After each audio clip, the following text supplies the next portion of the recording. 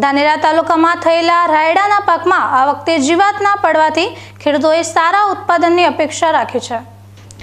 ધાનેરા તાલુકામાં રવિ સિઝનમાં સૌથી વધારે રાયડાનું વાવેતર થાય છે।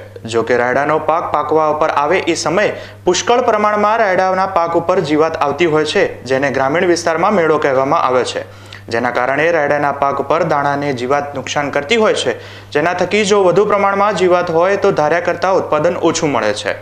જો કે આ વખતે શિયાળા ઋતુ દરમિયાન થયેલા રાયડાનું વાવેતરમાં જીવાત પડી નથી અને રાયડાના વાવેતરની કાપણી શરૂ થઈ ગઈ છે, જેને લઈ ખેડૂતો વિશ્વાસ સાથે કહી રહ્યા છે કે આ વખતે રાયડાના પાકમાં સારું મહેનત પ્રમાણમાં ઉત્પાદન મળી શકે છે।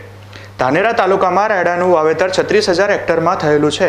જો કે અત્યાર સુધી રાયડાના પાક માટે વાતાવરણ અનુકૂળ રહ્યું છે, જેમાં નથી કમોસમી વરસાદ પડ્યો કે નથી વાદળછાયું વાતાવરણ રહ્યું અને ઠંડીનું પ્રમાણ પણ રાયડાના પાકને માફક આવે આવું રહેતા રાયડાનો પાક જીવાતથી દૂર રહ્યો છે। ધાનેરા તાલુકામાં વિવિધ ગામોમાં રાયડા પાકની કાપણી શરૂ થઈ ગઈ છે। ખેડૂતો સારા ભાવની અપેક્ષા રાખી રહ્યા છે।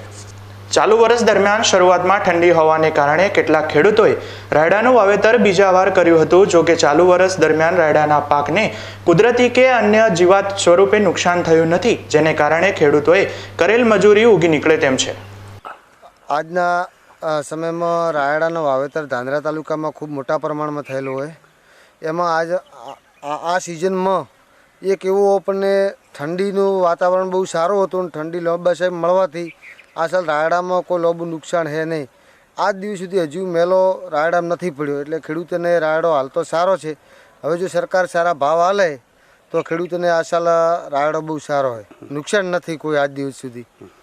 કેટલું નુકસાન કરતો હોય મેલો પડે તો? મેલો પહેલાં ખૂબ નુકસાન કરતો, 50% વાવેતરમાં મેલો પડતો એટલે 50% પાક નિષ્ફળ જ જતો। આ સાલ ખેડૂતનો હાલ 100% પાક સારો હોય। જો હવે જો કોઈ નુકસાન ન થાય આ વરસાદનું બીજે તો આ સાલ ખેડૂતોને જો માલ સારો પાક છે, સરકાર ભાવ સારો હાલે તો ખેડૂતોને આ સાલ સારું છે।